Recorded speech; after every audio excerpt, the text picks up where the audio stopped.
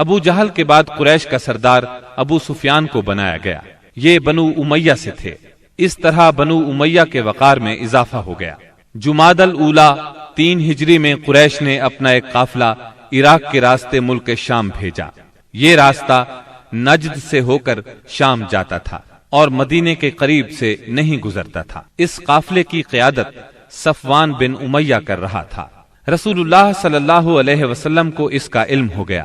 آپ نے سیدنا زید بن حارثہ رضی اللہ عنہ کی کمان میں 200 سواروں کا ایک دستہ بھیج دیا۔ قریش کا قافلہ نجد میں قردہ نامی ایک چشمے پر پڑاؤ ڈال رہا تھا کہ سیدنا زید رضی اللہ عنہ نے اس پر حملہ کر دیا۔ نتیجہ یہ ہوا کہ پورا قافلہ ان کے قبضے میں آ گیا۔ البتہ اس میں جتنے آدمی تھے سب نکل بھاگے۔ صرف قافلے کا رہنما فرات بن حیان گرفتار ہو سکا۔ اس نے اسلام قبول کر لیا۔ مال غنیمت کی مقدار 1,00,000 درہم تھی اور غزوہ بدر کے بعد قریش کے لیے یہ سب سے زیادہ تکلیف دہ مار تھی۔ غزوہ بدر کے بعد غزوات کے سلسلے میں تیزی آ گئی۔ 3 ہجری میں غزوہ بحران، غزوہ غطفان، غزوہ حمیر الاسد اور غزوہ احد اس سال کامیابی سے لڑے گئے۔ البتہ غزوہ احد واحد غزوہ ہے جس میں مسلمانوں کو بہت تکلیف دہ صورتحال کا سامنا کرنا پڑا۔ اپنی ایک غلطی کی وجہ سے وقتی طور پر شکست کا منہ دیکھنا پڑا۔ بدر میں ذلت آمیز شکست اور قریش کے بڑے بڑے سرداروں کے قتل کے بعد مکہ معظمہ کے ہر گھر میں کوہرام مچ گیا۔ اب قریش کے سردار ابو سفیان تھے۔ ان کی یہ ذمہ داری تھی کہ وہ غزوہ بدر کے مقتولین کا انتقام لیں۔ چنانچہ مشرکین نے بدر سے واپسی پر منت مانی کہ وہ جب تک مسلمانوں سے بدر کا انتقام نہیں لیں گے غسل جنابت نہیں کریں گے۔ ایک روز ابو جہل کا بیٹا اکرمہ مقتولین کے رشتہ داروں کو ساتھ لے کر ابو سفیان کے پاس گیا اور کہا، محمد نے ہماری قوم کو فنا کر دیا ہے۔ اب ہم نے تہیہ کر لیا ہے کہ مسلمانوں کا نام صفحہ ہستی سے حرف غلط کی طرح مٹا کر دم لیں گے۔ اس طرح قریش کے شعلہ فشاں شاعروں نے انتقام کی آگ کو خوب ہوا دی۔ اس طرح سارا عرب گویا آتش فشاں بن گیا۔ ادھر مسلمان بھی یہ بات اچھی طرح جانتے تھے کہ قریش مکہ اپنے 70 سرداروں کا انتقام ضرور لیں گے۔ چنانچہ مسلمان کفار مکہ کی سرگرمیوں سے باخبر رہنے کی پوری کوشش کر رہے تھے۔ شوال 3 ہجری میں رسول اللہ صلی اللہ علیہ وسلم کو اطلاع ملی کہ قریش کا لشکر مدینہ منورہ کی طرف بڑھ رہا ہے اور اس کی تعداد 3000 ہے۔ اس پر آپ نے صحابہ کرام رضی اللہ عنہم سے مشورہ کیا۔ اکثر مہاجرین اور تجربہ کار صحابہ نے مشورہ دیا کہ خواتین کو ایک محلے میں جمع کر دیا جائے اور شہر کے اندر رہ کر مقابلہ کیا جائے۔ عبداللہ بن ابی منافق نے بھی یہی رائے دی، لیکن نوجوان صحابہ کے ایک گروہ نے اس بات پر اصرار کیا کہ شہر سے نکل کر دشمن کا مقابلہ کیا جائے۔ دراصل یہ نوجوان صحابہ کم عمر ہونے کی وجہ سے غزوہ بدر میں شرکت نہیں کر سکے تھے، اس لیے ان پر جوش طاری تھا۔ نبی اکرم صلی اللہ علیہ وسلم گھر تشریف لائے اور زرہ پہن کر باہر تشریف لے گئے۔ اب لوگوں کو ندامت محسوس ہوئی کہ کیوں شہر سے باہر جا کر لڑنے کا مشورہ دیا۔ چنانچہ انہوں نے کہا، اگر آپ پسند فرمائیں تو شہر میں رہ کر دشمن سے مقابلہ کیا جائے۔ جواب میں آپ نے فرمایا، رسول کو زیبا نہیں کہ ہتھیار پہن کر بغیر قتال کے اتار دے۔ چنانچہ آپ 1000 کا لشکر لے کر مدینہ منورہ سے نکلے۔ اس کے بعد نبی صلی اللہ علیہ وسلم نے لشکر کو 3 حصوں میں تقسیم کیا۔ مہاجرین کا دستہ، اس کا پرچم سیدنا مصعب بن عمیر رضی اللہ عنہ کو عطا کیا۔ قبیلہ اوس کا دستہ، اس کا علم اسید بن حزیر رضی اللہ عنہ کو عطا فرمایا۔ تیسرا قبیلہ خزرج کا دستہ، اس کا علم حباب بن منذر رضی اللہ عنہ کو عطا فرمایا۔ پورا لشکر 1000 مردان جنگی پر مشتمل تھا، جن میں 100 زرہ پوش اور 50 شاہ سوار تھے۔ سیدنا ابن ام مکتوم رضی اللہ عنہ کو اس کام پر مقرر فرمایا کہ وہ مدینے کے اندر رہ جانے والے لوگوں کو نماز پڑھائیں گے۔ اس کے بعد کوچ کا اعلان فرمایا اور لشکر نے شمال کا رخ کیا۔ سیدنا سعد بن معاذ اور سعد بن عبادہ رضی اللہ عنہما زرہ پہنے نبی صلی اللہ علیہ وسلم کے آگے آگے چل رہے تھے۔ رات احد اور مدینے کے درمیان بسر کی۔ طلوع فجر سے کچھ پہلے آپ پھر چل پڑے اور مقام شوط پہنچ کر نماز فجر ادا کی۔ اسی جگہ سے عبداللہ بن ابی منافق اپنے 300 ساتھیوں کے ساتھ الگ ہو گیا۔ اس نے یہ کہتے ہوئے مدینہ منورہ کا رخ کیا، آپ نے ہماری رائے کو کوئی اہمیت نہیں دی، اس لیے ہم واپس جاتے ہیں۔ اس بغاوت اور واپسی کے بعد رسول اللہ صلی اللہ علیہ وسلم نے باقی ماندہ لشکر کو لے کر، جس کی تعداد 700 تھی، دشمن کی طرف قدم بڑھایا۔ دشمن کا پڑاؤ آپ کے اور احد کے درمیان کئی سمت سے حائل تھا، اس لیے آپ نے دریافت کیا کہ کوئی آدمی ہے جو ہمیں دشمن کے پاس سے گزرے بغیر کسی قریبی راستے سے لے چلے۔ اس کے جواب میں ابو خیثمہ رضی اللہ عنہ نے عرض کیا، یا رسول اللہ، میں اس خدمت کے لیے حاضر ہوں۔ پھر انہوں نے ایک مختصر راستہ اختیار کیا۔ وہاں پہنچ کر نبی کریم صلی اللہ علیہ وسلم نے آگے بڑھ کر وادی کے آخری سرے پر واقع احد پہاڑ کی گھاٹی میں نزول فرمایا اور وہیں اپنے لشکر کا کیمپ لگوایا۔ سامنے مدینہ تھا اور پیچھے احد کا پہاڑ۔ اس طرح دشمن کا لشکر مسلمانوں اور مدینے کے درمیان حد فاصل بن گیا۔ یہاں پہنچ کر رسول اللہ صلی اللہ علیہ وسلم نے لشکر کی ترتیب و تنظیم قائم کی اور جنگی نقطۂ نظر سے اسے کئی صفوں میں تقسیم فرمایا۔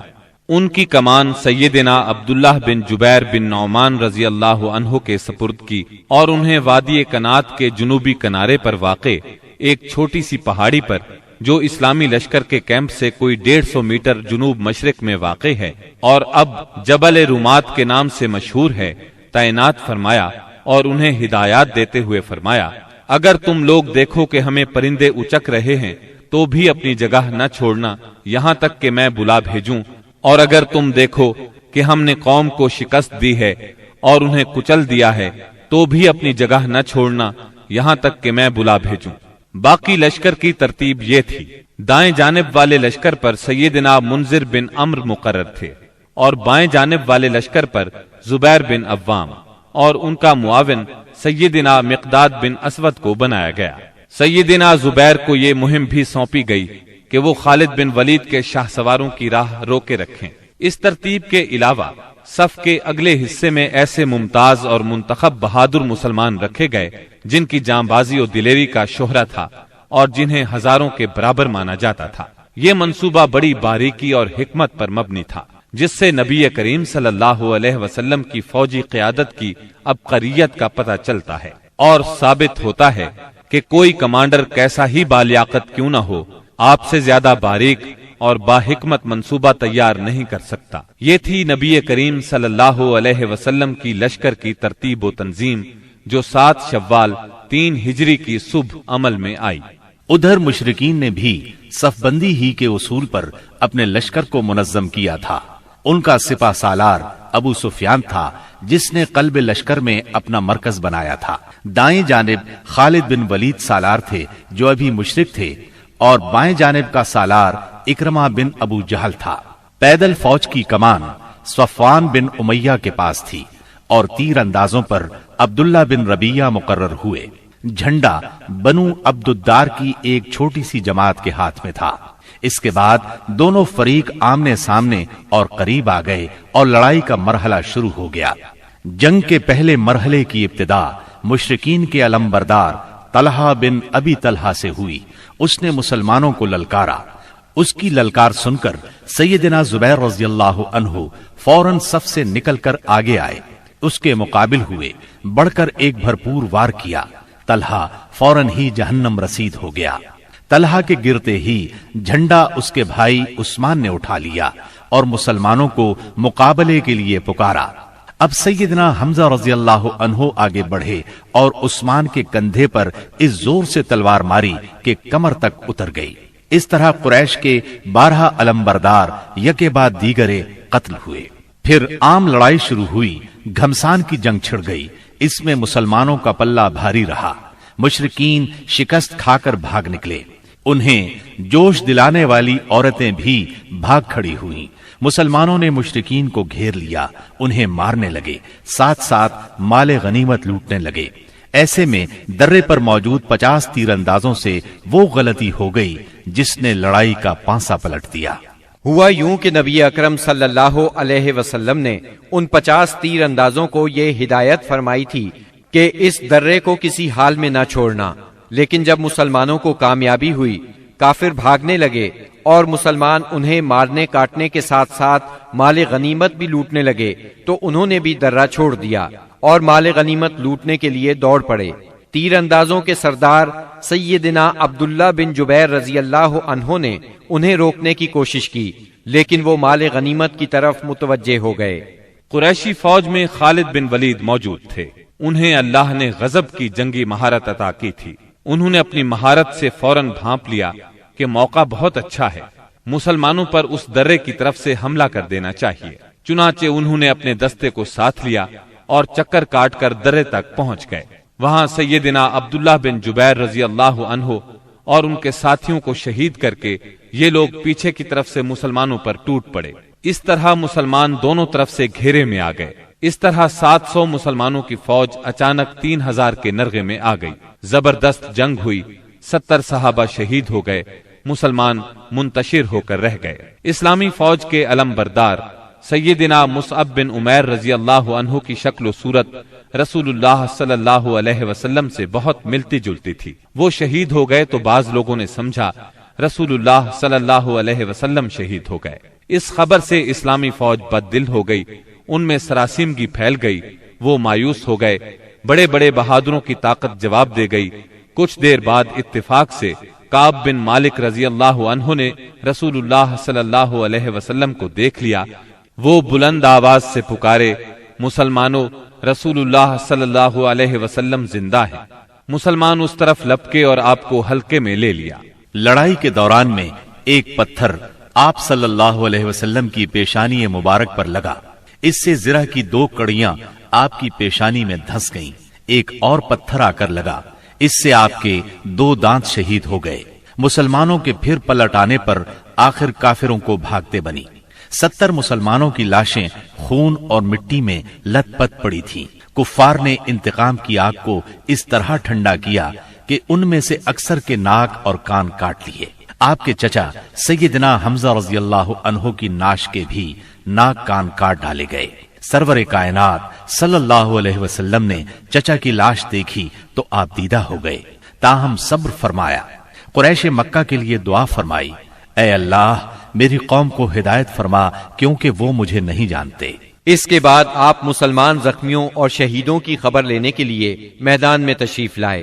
بعض لوگ اس وقت تک بعض شہداء کو مدینے کی طرف لے چلے تھے۔ آپ نے انہیں حکم دیا کہ انہیں ان کی شہادت گاہوں میں واپس لایا جائے اور سارے شہداء کو غسل اور نماز جنازہ کے بغیر ان کے کپڑوں ہی میں دفن کیا جائے۔ آپ نے 2 اور 3 شہیدوں کو ایک ہی قبر میں دفن کیا، اور ایسا بھی ہوا کہ 2 شہیدوں کو ایک ہی کپڑے میں دفن کیا گیا۔ درمیان میں اسخر گھاس ڈال دی گئی۔ لحد میں اس شخص کو آگے کیا جسے قرآن زیادہ یاد تھا۔ آپ نے فرمایا، میں ان لوگوں کے بارے میں قیامت کے دن گواہی دوں گا۔ لوگوں نے سیدنا حنظلہ بن ابی عامر رضی اللہ عنہ کی لاش اس حالت میں پائی کہ وہ زمین سے اوپر اٹھی ہوئی تھی اور اس سے پانی ٹپک رہا تھا۔ رحمت دو عالم صلی اللہ علیہ وسلم نے فرمایا، فرشتے انہیں غسل دے رہے ہیں۔ ان کا واقعہ یہ ہے کہ ان کی نئی شادی ہوئی تھی، بیوی کے ساتھ ہی تھے کہ جنگ کی دعوت کانوں میں پڑی۔ وہ بیوی کو چھوڑ کر سیدھے میدان جنگ میں آ گئے، پھر حالت جنابت ہی میں لڑتے ہوئے شہید ہو گئے۔ چنانچہ فرشتوں نے انہیں غسل دیا، اس لیے انہیں غسیل الملائکہ کہا جاتا ہے۔ سیدنا حمزہ رضی اللہ عنہ کو اتنی چھوٹی چادر میں دفنا دیا گیا کہ اگر سر ڈھانکا جاتا تو پاؤں کھل جاتے تھے اور پاؤں ڈھانکے جاتے تو سر کھل جاتا تھا۔ چنانچہ پاؤں پر اذخر گھاس ڈال دی گئی۔ یہی صورتحال سیدنا مصعب بن عمیر رضی اللہ عنہ کے ساتھ پیش آئی۔ شہداء کے دفن اور ان کے لیے دعا کے بعد نبی اکرم صلی اللہ علیہ وسلم اور صحابہ کرام مدینے کی طرف چلے۔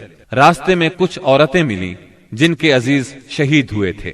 نبی صلی اللہ علیہ وسلم نے انہیں تسلی دی اور ان کے لیے دعا فرمائی۔ بنو دینار کی ایک خاتون آئی جن کے شوہر، بھائی اور باپ شہید ہو گئے تھے۔ جب انہیں ان کے عزیزوں کی شہادت کی خبر دی گئی تو بولی، رسول اللہ صلی اللہ علیہ وسلم کی کیا خبر ہے؟ انہیں بتایا گیا رسول اللہ صلی اللہ علیہ وسلم خیریت سے ہیں۔ وہ بولی میں آپ کو دیکھنا چاہتی ہوں۔ لوگوں نے اشارے سے بتایا۔ جب ان کی نظر آپ پر پڑی تو بولی کل مصیبت بعدک جلل، کہ آپ کے بعد ہر مصیبت ہیچ ہے۔ مدینے پہنچ کر مسلمانوں نے ہنگامی حالت میں رات گزاری۔ جسموں پر زخم ہی زخم تھے، تھکن سے بدن چور چور تھے اور غم و الم کی کیفیت طاری تھی۔ اس کے باوجود وہ مدینے کا پہرا دیتے رہے اور رسول اللہ صلی اللہ علیہ وسلم کی پہرے داری کرتے رہے۔ ادھر رسول اللہ صلی اللہ علیہ وسلم نے محسوس کیا کہ دشمن کی نقل و حرکت پر نظر رکھنا ضروری ہے تاکہ وہ مدینے کا رخ کریں تو ان سے کھلے میدان ہی میں دو دو ہاتھ کر لیے جائیں۔ چنانچہ صبح ہوئی تو آپ نے اعلان فرمایا دشمن سے مقابلے کے لیے چلنا ہے، اور صرف وہی آدمی جا سکتا ہے جو احد کی لڑائی میں شریک تھا۔ اس پر لوگوں نے کہا ہم نے بات سنی اور مانی۔ چنانچہ سب لوگ مدینہ منورہ سے روانہ ہوئے۔ آپ نے 8 میل دور ہمراء الاسد کے مقام پر پہنچ کر پڑاؤ ڈالا۔ ادھر مشرکین نے مدینہ منورہ سے 36 میل دور مقام روحا پر پڑاؤ ڈالا اور مدینے پر دوبارہ چڑھائی کرنے کا مشورہ شروع کر دیا۔ انہیں افسوس اس بات کا تھا کہ انہوں نے ایک بہترین موقع کھو دیا۔ ایسے میں معبد بن ابی معبد خزائی آپ کی خدمت میں حاضر ہوا۔ یہ آپ کے خیر خواہوں میں سے تھا۔ ہمراء الاسد میں آپ کے سامنے پہنچ کر اس نے احد کے واقعے پر تعزیت کی۔ آپ نے اس سے فرمایا تم جا کر ابو سفیان سے ملو اور اس کی حوصلہ شکنی کرو۔ معبد روحا پہنچا۔ اس وقت تک مشرکین مدینے کی طرف پلٹ پڑنے کا فیصلہ کر چکے تھے۔ معبد نے انہیں بری طرح ڈرایا، کہنے لگا محمد ایسی جمعیت لے کر نکلے ہیں کہ میں نے ایسی مثال پہلے نہیں دیکھی۔ وہ سب لوگ تمہارے خلاف غصے سے بھرے ہوئے ہیں، بھڑکے ہوئے ہیں۔ ان پر اس قدر جوش طاری ہے کہ میں نے ایسی مثال پہلے کبھی نہیں دیکھی۔ نیز میرا خیال ہے کہ تم کوچ کرنے سے پہلے پہلے اس لشکر کا ہراول دستہ اس ٹیلے کے پیچھے سے نمودار ہوتا ہوا دیکھ لو گے۔ اس کی باتیں سن کر مکی لشکر کے حوصلے پست ہو گئے، عزائم ڈھیلے پڑ گئے۔ چنانچہ ابو سفیان نے ایک قافلے کے ذریعے سے یہ پیغام بھیجا لوگ تمہارے خلاف ہیں، ان سے ڈرو۔ یہ پیغام انہوں نے اس لیے بھیجا کہ مسلمان ان کی طرف نہ آئیں۔ جہاں تک مسلمانوں کا تعلق ہے اس دھمکی کا ان پر کوئی اثر